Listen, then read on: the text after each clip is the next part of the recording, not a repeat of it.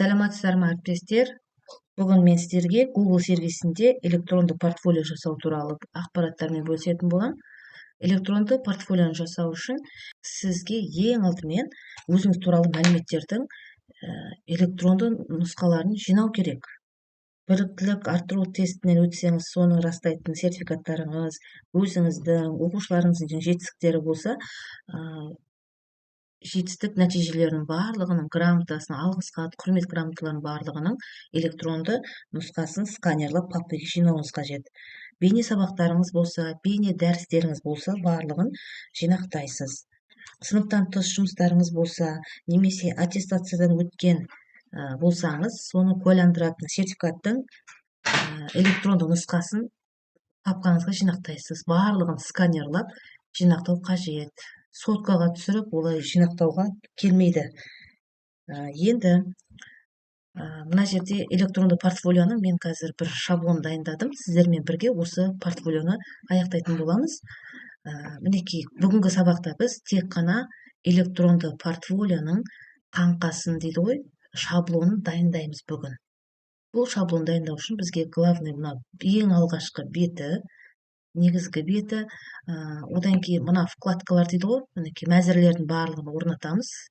Мысалы, басты бетті ашқанда мына жерде ашылады. Мына жалпы мәліметті ашқан кезде сіз туралы мәлімет шығу керек. Мына портфолионы басқан кезде мына сіздің барлық жетістіктеріңіз, сіз портфолиода нені жинақтағыңыз келеді, соның барлығын мәзірлерін осы жерге жинастырамыз.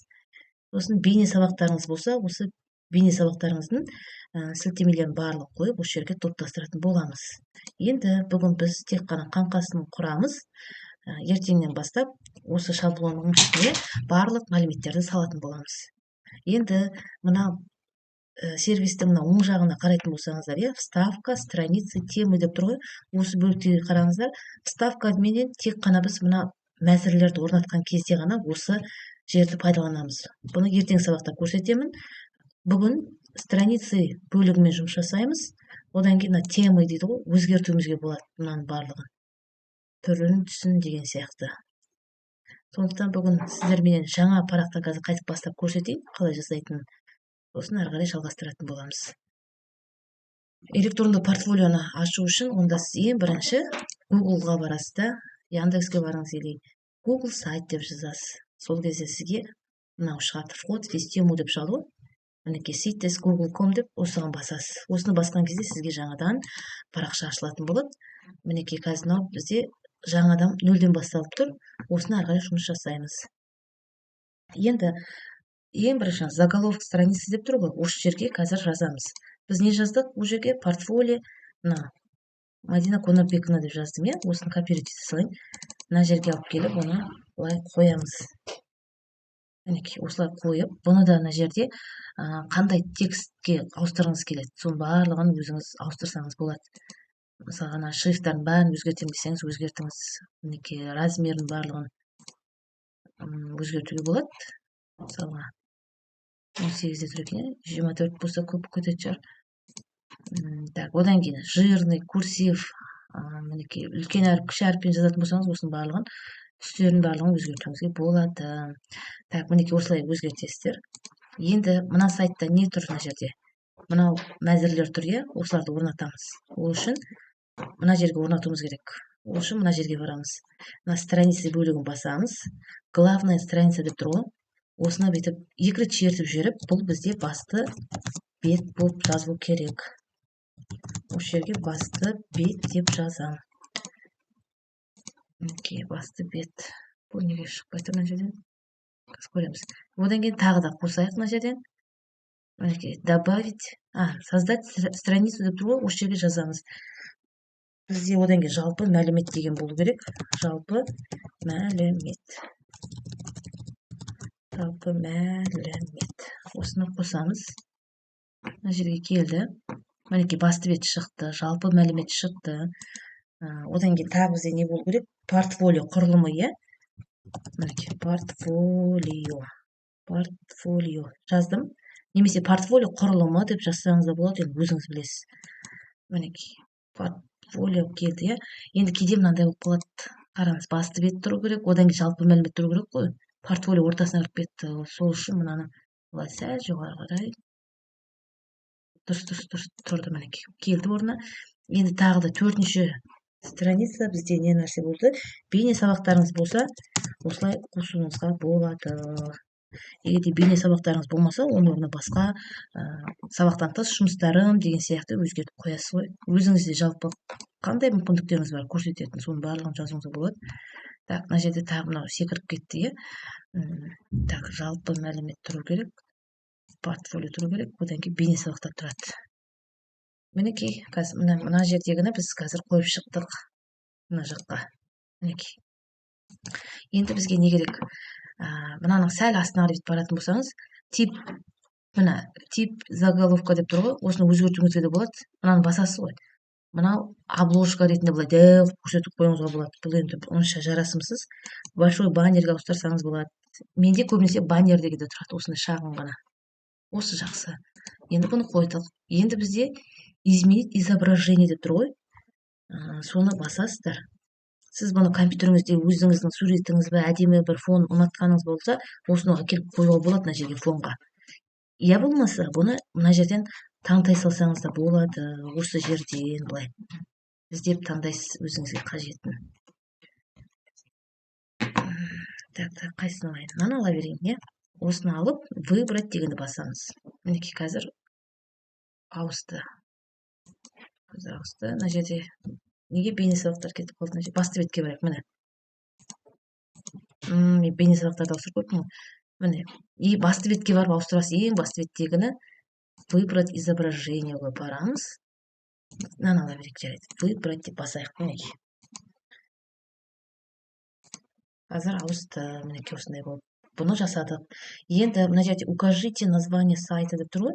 Менде не болып тұр? Мадина портфолио деп тұр, осылай жазып қойсаңыздар болады. Өзіңіздің кімнің сайты бұл? Осылай жазып қойсаңыздар да болады. Мінекей қазір алғашқы басты бетін жасап қойдық. Енді мынандай болады. Басты бет, қазір мынаны көрсетейінші, мына басты бетті ашқанда мына жер ашылып тұр, иә. Мына жалпы мәліметті ашқанда мына жер ашылады. Енді портфолио деген кезде міне мыналардың барлығын біз кірістіруіміз керек. Портфолионы ашқан кезде білімі, біліктілігі деген. Соны қалай кірістіреміз? Ол үшін былай жасаймыз. Мына портфолиоға кіру керек қой. Сол үшін біз оны мына жердегі портфолионың қасына барамыз. 3 нүктеге шетін басып, добавить под страницу дегенге барамыз. Осы жерге жазамыз. Бұл жерде не болды? Под страница бізде білімі. Мінекей. Білімі. Мына жерге жазамын. Білімі деп кірістірем. Сіздерде бүгін осы жұмыс жасайтын боласыздар. Тағы да добавить под страницу біліктілік или біліктілігі деп жазуыңызға болады ол жерге. Біліктілігін арттыратын жаңағы нелеріңіз.